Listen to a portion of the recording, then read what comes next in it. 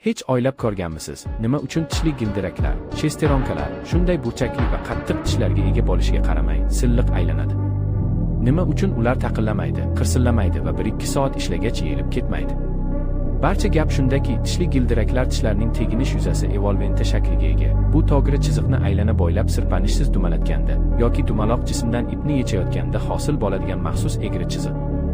Aynan shu shakl tishlarning minimal ishqalanish bilan bir-biri ustida dumalashiga imkon beradi. Bunda teginish nuqtasi doimo to'g'ri chiziq bo'ylab harakatlanadi. Bu ilashish chizigi deb ataladi. Ko'rsatkich strelka esa bu kuch vektori, u chiziq bo'ylab bir maromda harakatlanadi. Barcha silliqlik aynan shundan kelib chiqadi. Eng qizigi shundaki, hatto uy ustaxonasida ham to'g'ri tishli gildiraklarni yasash mumkin.